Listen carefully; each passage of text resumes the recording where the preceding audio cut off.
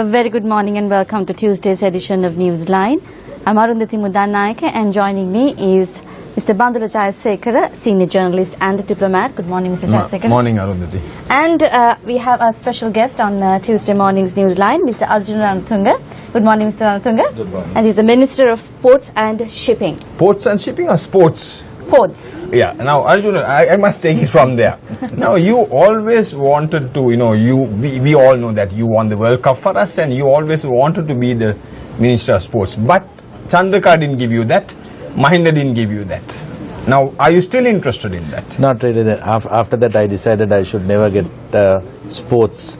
I'm very keen on looking after cricket, but I decided it's a very vast subject. Now that I was given a much better ministry where I had to spend more time looking after the ports and the shipping area, so I took a very strong decision that I should not get involved in the sports ministry. Because maybe Chandrika and Mahinda didn't give it to you because they thought that you might make radical changes because they know your style of handling. Don't you think that was the reason? I was given a very good deputy minister. Actually, to tell you honestly, Deputy Minister of Tourism. Tourism, investment promotion and industries. I was under Mr. Andrew Bandaranayake, but I was expecting it to be the deputy minister for sports. Then Mrs. Chandrika Bandaranayake called me and said, you can do a lot of things rather than just getting involved in sports. And it was quite a good decision. I had a lot of time to go abroad, promote the country, bring tourists back to Sri Lanka. And not only that, even on the investment side, I worked very close with Mr. Bandaranayake. And that's the time we started getting a lot of investors to Colombo. So it was quite a strong decision. And after that, I was the Deputy Minister for Tourism with Mr. Mahinda Rajapaksa. And when President Maithripala Sirisena and Mr. Ranil Wickremesinghe, when they spoke to me, I was not very keen on doing sports. But finally you have been recognized. I thought this because earlier they didn't give you a cabinet ministry. Yeah, I think I was given a very task job. It's not the easiest place to run. But I have been handling this very well. I was very good with the workers. I was very good with the unions. And the challenge is to get the port into a different level. It has been one of the most corrupt places. I thought the cricket board was the most corrupt place in the country. But after taking over the ministry, I realized that port is one of the huge corruption areas. Because there's so much of money there. Yeah, even from the rice packet they take money. Even from the food you give, the politicians used to take money. So I took a very strong decision where I won't say 100% stop, but generally I thought we have done a great deal to cut down on cost, and we have done a great deal to cut down on corruption. So I had something like 6 to 8 months to work with, and it's more like a continuation. So it's pretty easy now. Now, as Captain Cool, you had a long innings right in the field of cricket. But this Captain Cool couldn't keep his cool very much in the political crease. You changed parties, now you contested from different places. How come Captain Cool lost his cool in the political arena? I'm a great believer when I had to take decision on country. I have to keep out the parties. Parties will be the secondary thing, but generally, even my playing days, I always used to keep the country in front. And I started contesting from the Sri Lanka Freedom Party, contested twice from Colombo, won both times, then joined Mr. Sarath Fonseca and went to Kalutara, where I never had any relations or friends so-called, but they trusted me and got me into the parliament. Then I contested from Gampa, this time under the elephant. So I'm one of the very few guys who has gone through the entire Western province, contested from different parties and won. No plans to contest from the bell one day? Not really. I think I had a lot of changes now that I need to settle down in one place, and I have gone back to my hometowns, and I wanted to spend more time there. Arjuna, how is your relationship with Ranil Wickremesinghe? I think he's a very good administrator. I was very happy to work with him for the last 6 to 8 months, and it's very easy to work with him. when he tells you something, it's like seal. He won't change things, and you still can discuss things with him, and he has a very vast knowledge on the country. Even if you speak to him on sports, sometimes I feel that he knows sports much better than me, because I think he reads a lot, and I personally feel that it was one of the better things happened in the last 6 months. You think Ranil Wickremesinghe has come of age? I really don't know whether it is age, but he has been very helpful even in the cabinet. Whenever we need to take decisions, he helps us on taking decisions, and he always tells us, don't get scared, come out from your heart and do the right thing. And it has been very good, very easy with President Maithripala Sirisena and the Prime Minister Ranil Wickremesinghe. Now, I mean, during the presidential election, Ranil Wickremesinghe was very much against the port city. Now you have given an extension. Even I think you were against it. Now you have given an extension. And how did this development take place? No, it's not very easy to stop straight away. Now that we are going back on all these permissions, like environment issues were there, and we need to understand, we need to learn whether we can go through the entire process, and that is the reason the contract was finished last 16th or 17th. So we need to give them extension to go on for the next 6 months.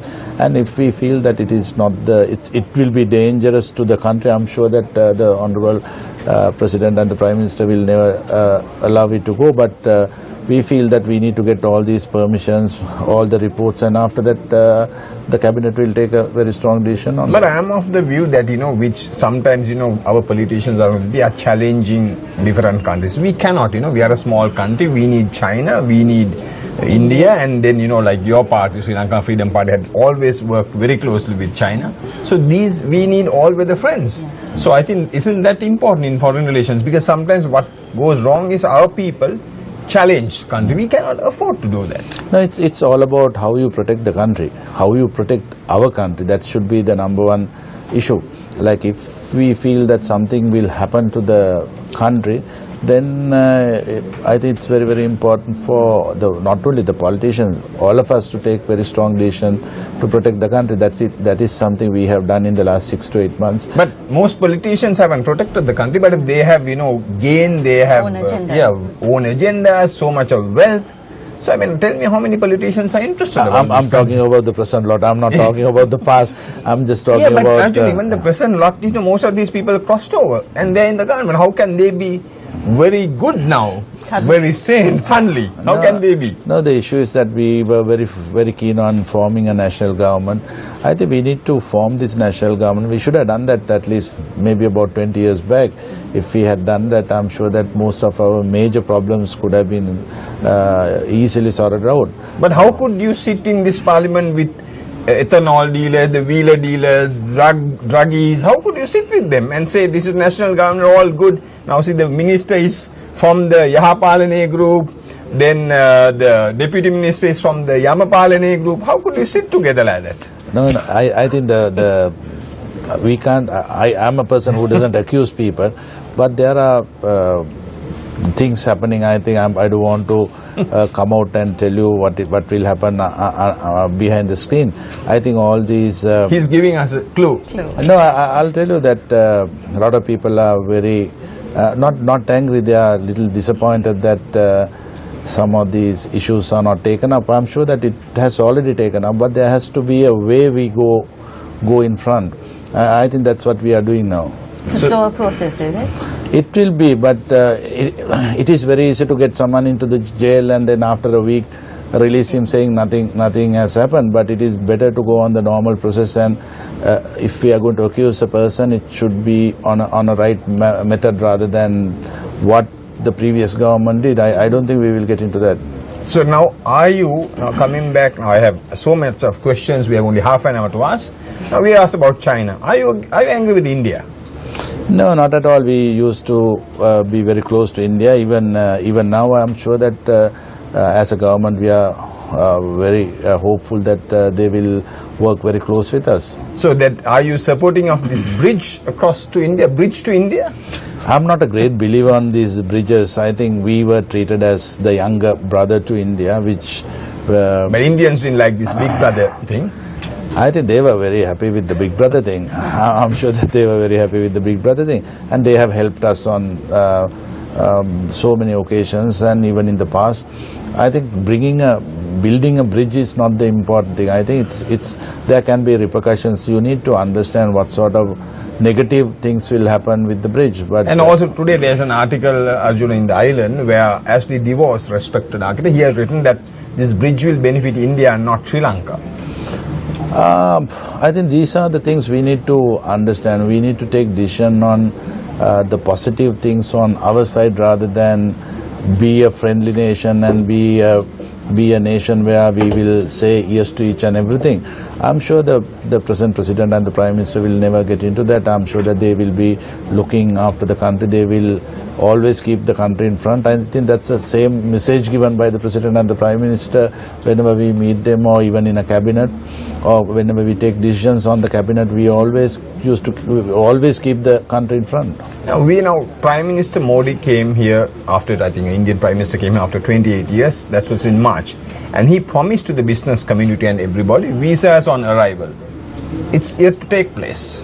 And haven't you all pressured the government of India for that? I think it's up to the diplomat corps. I'm sure that the foreign minister might have already started discussions on that.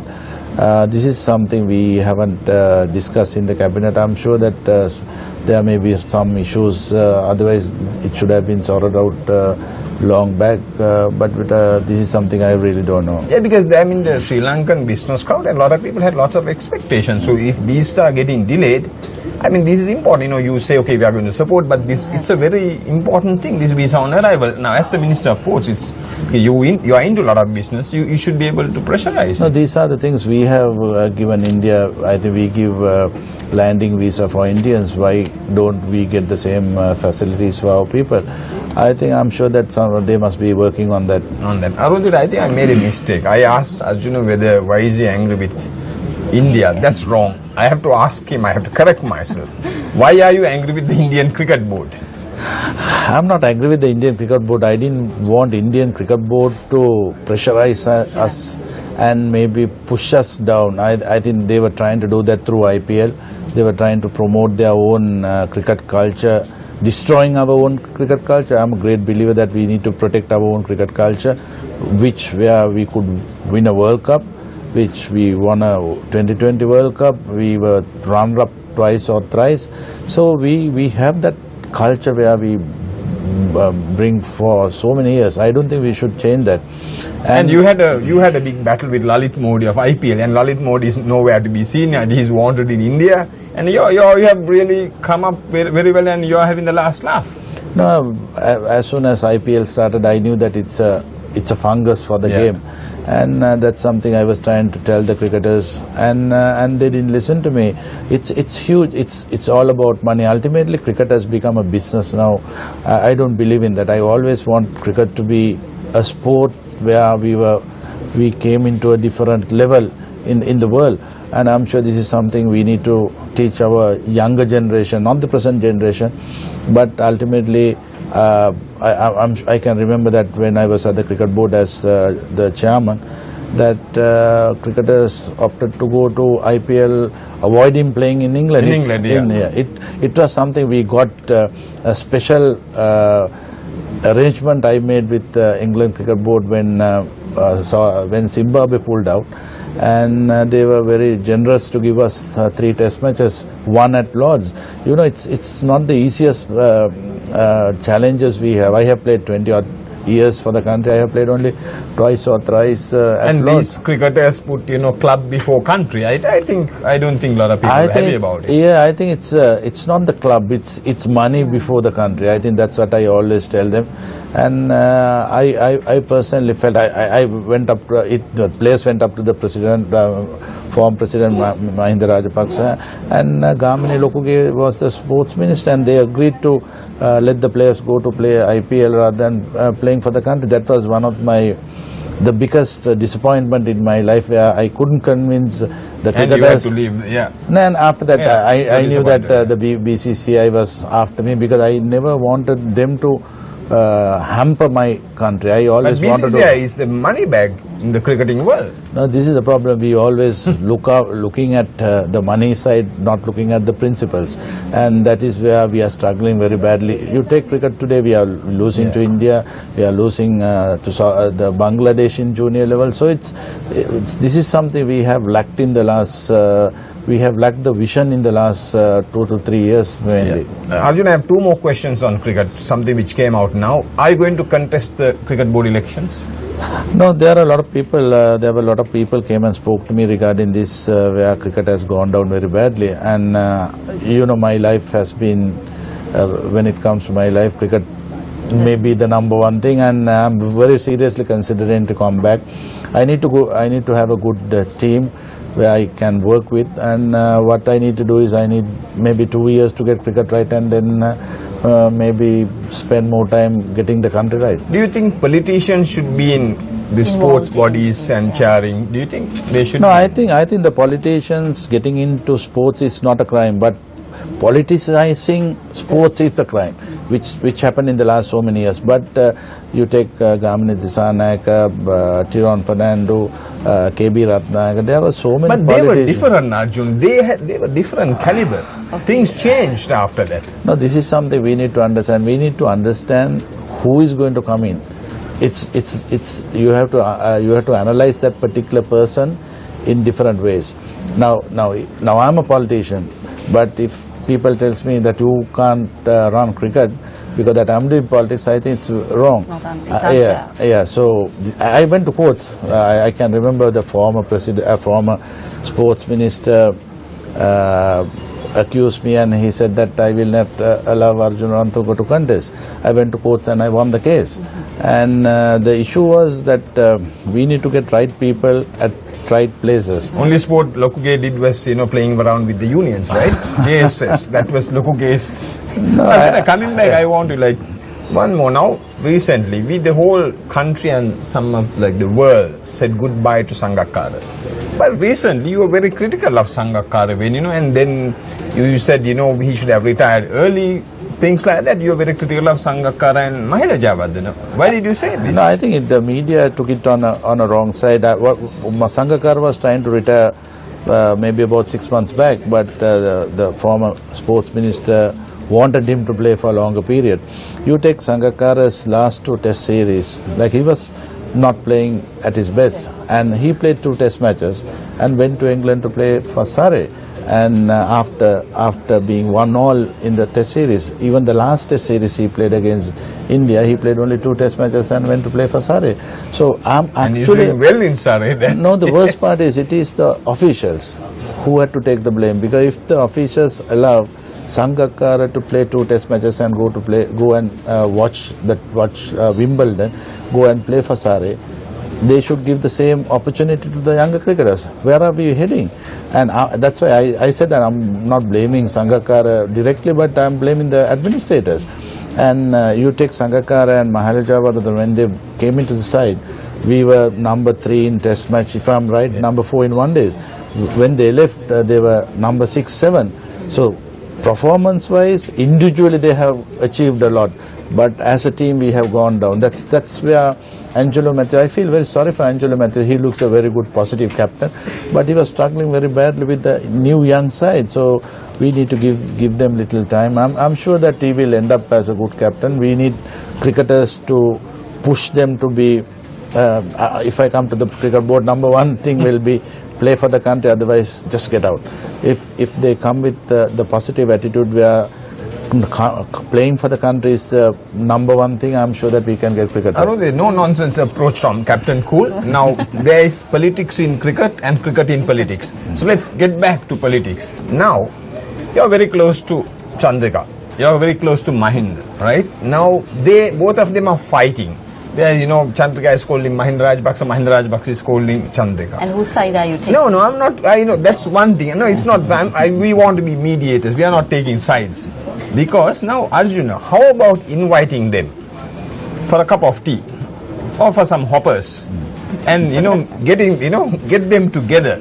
How about doing that? No, you can do for that for the sake of your party. Absolutely, I think if you take the last 6 months, SLFP has suffered very badly because of the other party people got into SLFP and ruined SLFP.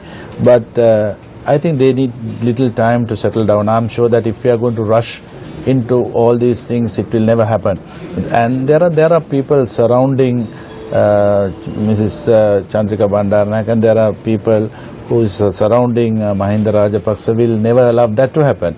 But the important thing is, like, if people should realize that they need to keep the country in front, and I'm sure that time permits, a lot of things will happen. So you can bring them together? We can bring them together depending on how they want it to go on. I think that has to be, the decision should be taken by those two, but I'm sure that there are a lot of other politicians who are trying to capitalize their own political career by pushing them into different places. But again, Arjuna, what is happening now? You have Mahinda Rajapaksa has become a member of parliament. You have the former president who is a member of parliament. Then you have a former president, another former president, Chandrika Kumanthung, who is a SLFP organizer of Atanagal. What's happening to this country? No, what's happening to the SLFP? I'll start with Chandrika Bandaranaike Kumanthung. She was asked to take over the Atanagal electorate because that I joined UNF. And I think it's a matter of time where we need to find a proper person to Atanagal. Coming back to the former president Mahinda Rajapaksa, he was really pushed in to be the member of parliament. He should have retired after he lost the last election. Do you think he was pushed in and it was not his decision? I don't think so. He was very keen on. I think if I tell you honestly, I'm sure that he was not very keen on contesting, but there are people who pushed him to get into the parliament, not because of anything, for the others to get into parliament. But he's not a kid. He can make his own decisions. We all can do that. You're absolutely right. That's the same thing I always tell them. Like, my kid is 26. Now that I blame him if he does something wrong, because he's 26. Mr. Mahinda Rajapaksa is over 70. So if he doesn't realize why these people are pushing him, why they are trying to capitalize on Mahinda Rajapaksa, I feel very sorry for him. I think that Mahinda Rajapaksa should retire from politics, Chandrika should retire from politics, and let President Maithripala Sirisena run this country. I think. What are your thoughts? No, if you take the last parliament election, if President Maithripala Sirisena has taken over the election campaign as the leader of the party, I'm sure that SLFP should have formed a government alone.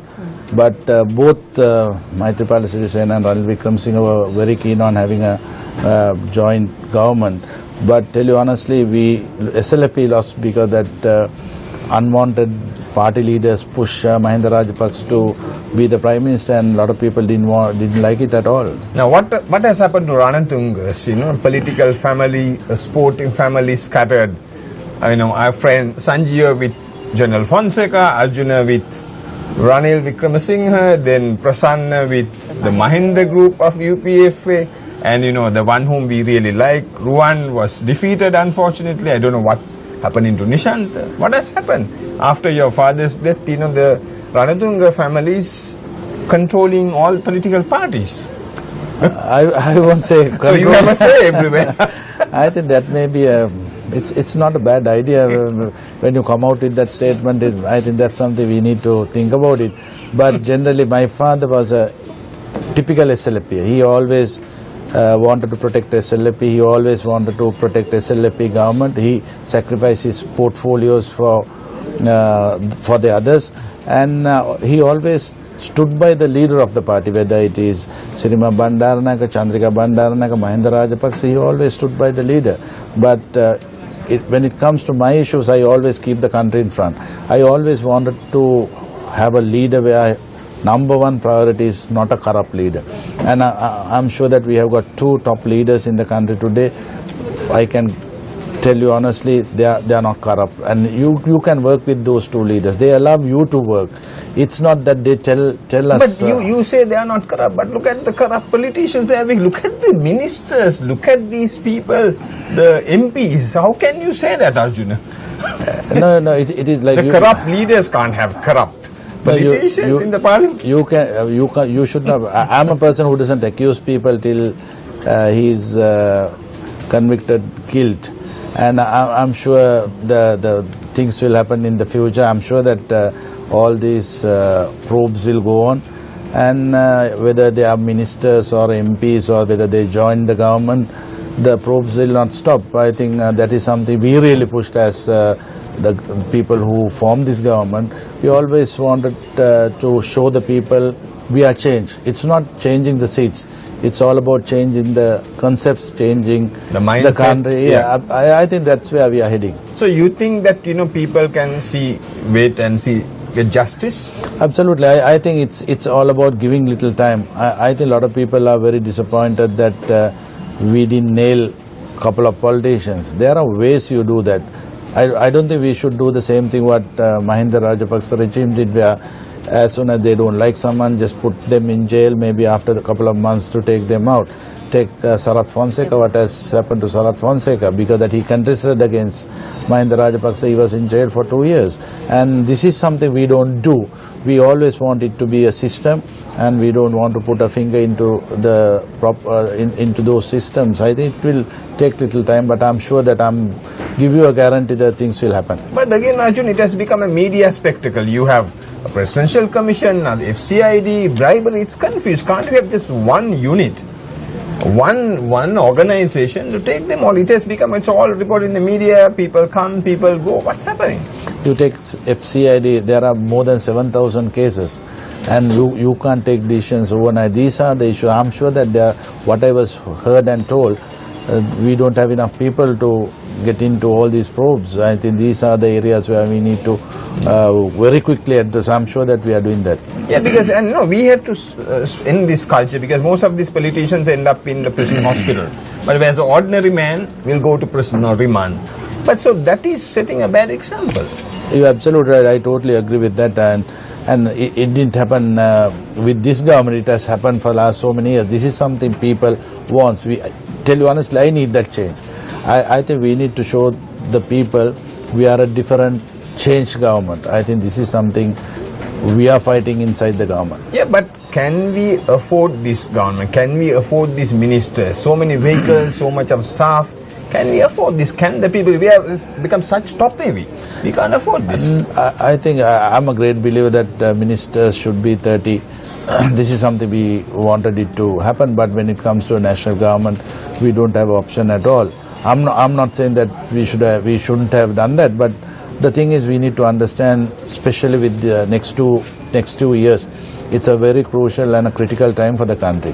Having maybe 20 extra ministers will not hamper financially. There may be a effect, but generally I personally look at those backup vehicles. I have still seen officials. That's not followed. Not really. I'll tell you that. Not you, but I've seen officials. I don't want to name names. I've seen. No, we were told by the president and the prime minister that no threat for the politicians.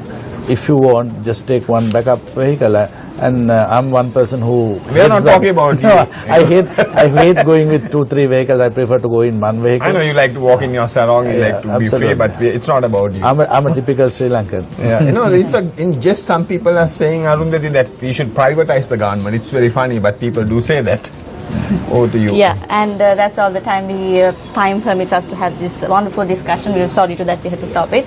And thank you, Mr. Ranatunga, for joining us and taking time to join us this morning, and also Mr. Jayasekara. Thank you. Thank you very much for joining us, and we'll see you again tomorrow at 7 a.m.